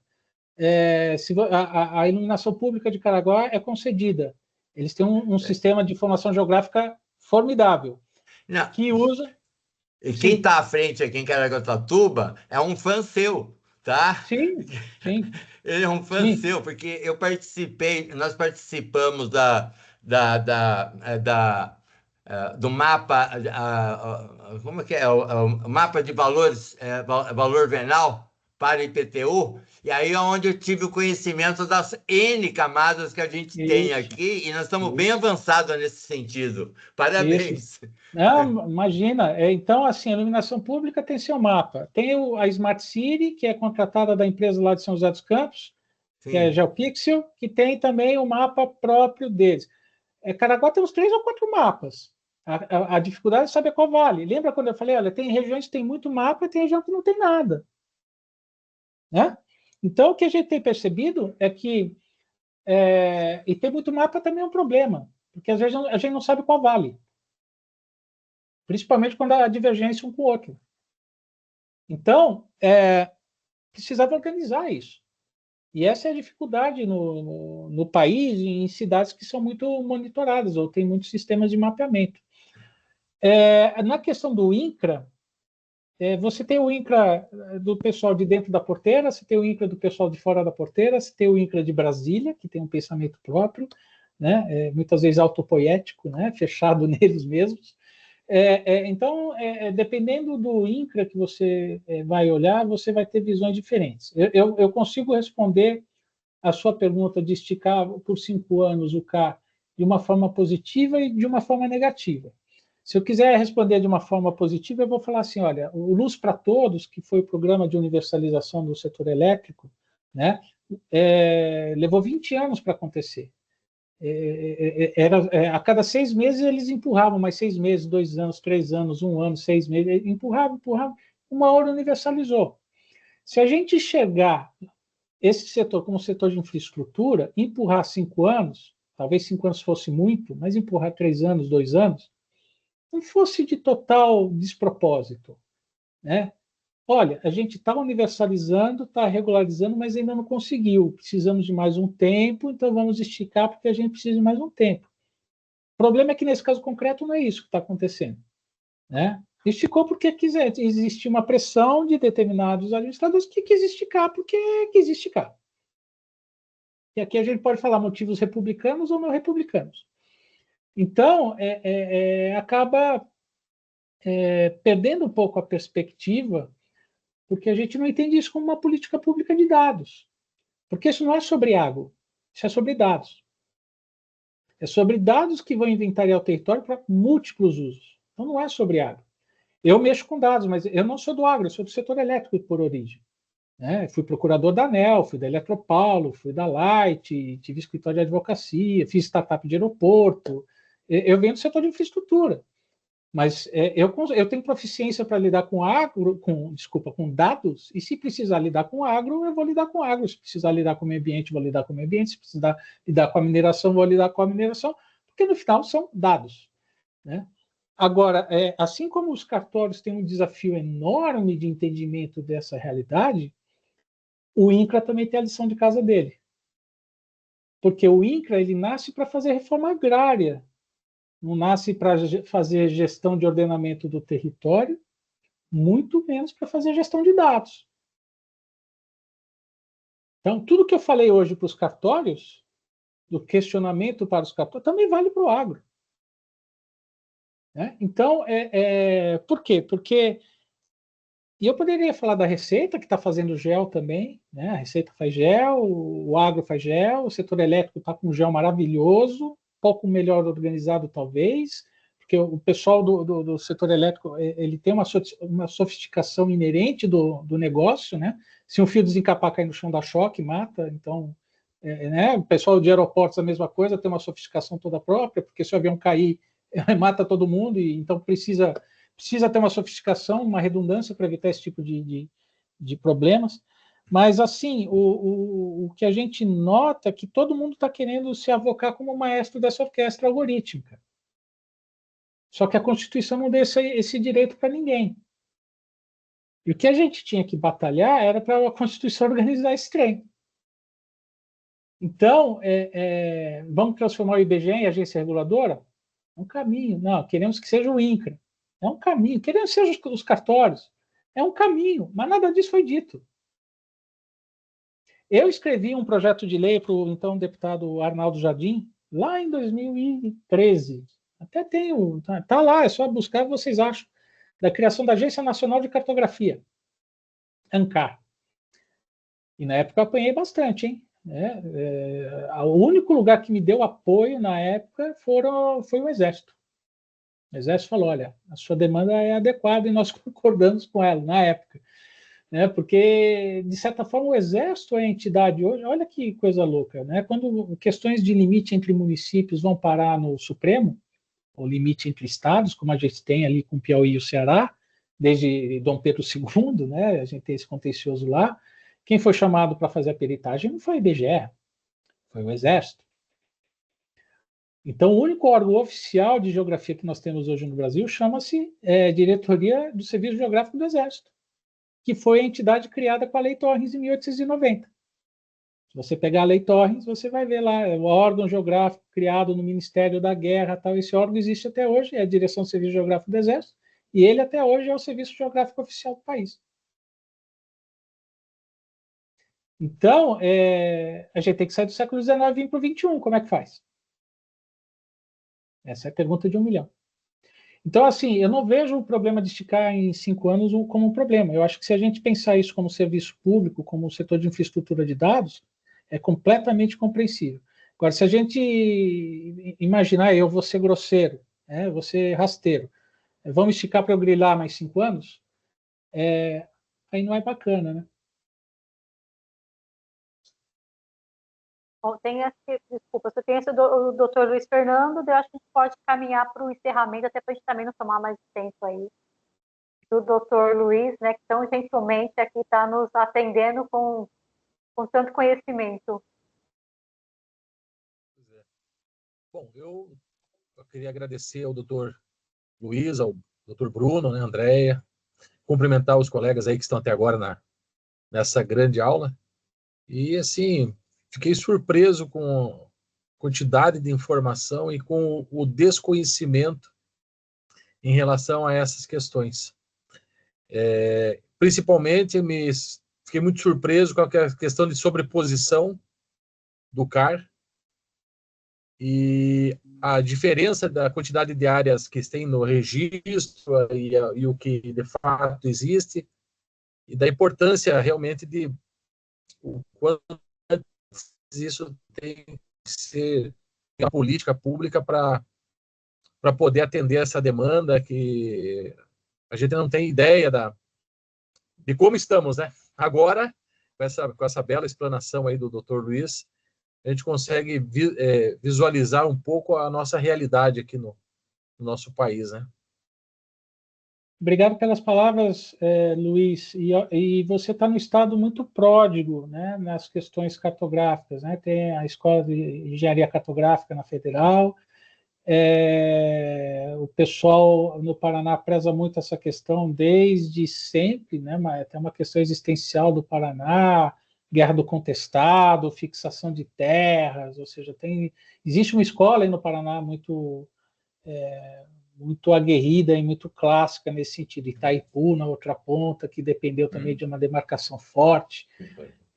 O que a gente tem que ter em mente é que tudo hoje é metrificável, né? Hoje as nossas vidas a gente mede por latitude e longitude, né? O que mais os municípios têm feito é colocar sensor nas cidades para ficar fazendo reconhecimento facial e pegar pessoas desaparecidas, pegar fugitivo, pegar não sei o quê, e tudo sem marco regulatório para nada disso. Estão fazendo porque estão fazendo. Ah, mas os dados a gente não guarda nada, joga tudo fora depois. Mas espera aí, você já não pegou? Agrega o dado e vamos montar política pública em cima disso. Por que está jogando fora? Então o cidadão está pagando só para você coletar e jogar fora, mas jogou tudo mesmo? Será que jogou? Não está, né, procurando ninguém, não? Então, assim, a gente está vivendo numa lacuna normativa nesse campo brutal, né? E se a gente a gente tem que a primeira coisa que a gente tem que fazer é entender que isso é um problema, porque as pessoas não entendem que isso é um problema, né? Então temos que entender que sobreposição de títulos é um problema. Nós não vamos para frente, não é porque por causa de direitos reais, não, nós não vamos vender para a Europa. Aquilo que foi plantado, a tua propriedade tem isso daqui de sobreposição, não compro. Então, a gente tem que começar a entender o nexo causal entre essas relações disruptivas que foram para um outro patamar. Então, eu te agradeço. A gente tem feito, entre aspas, esse geossacerdócio, né, de levar essa mensagem para frente, de dizer que isso é um problema, e estamos aí à disposição de todo mundo que entender que essa mensagem é útil. Com certeza, com certeza. Bom, a gente só tem que agradecer, né, pela participação, agradecer aí o Bruno, que trouxe o Dr. Luiz mais uma vez para participar desse evento da Notari. A gente ouvindo isso, acho que é isso que o Luiz falou no final aí, Dr. Luiz, de levar essa mensagem. A gente ouve ele falando, nossa, por que não estamos falando sobre isso, né? Nós deveríamos estar falando sobre isso o tempo todo e ninguém fala. Eu vi algumas palestras até sobre o provimento, são outras preocupações, ninguém está preocupado com o que realmente é um problema, né? Claro, tem vários problemas, mas me parece que é possível corrigir, né? Ou alguém fazer alguma coisa, no caso, quem é competente para fazer, que seria a União, que é o que está previsto na Constituição, que não parece muito preocupado. Mas acho que a gente pode fazer as considerações finais, o Luiz, se quiser fazer as considerações, o Bruno, e a gente parte para o encerramento desse evento. Não, da minha parte eu já falei tudo, só agradecer mesmo a vocês pela recepção, pelo carinho, pela abertura, e contem comigo sempre que julgar oportuno. Eu agradeço muito a presença de todos, especialmente do Luiz. Parabéns aí pela bela apresentação, muito completa, crítica, densa. Muito obrigado. Venha mais vezes aqui para a Adnotari falar desse tema, né, que envolve multidisciplinaridade e especialmente temas que nós gostamos, né, de direito e geografia, né? Então, venha sempre. Contem comigo.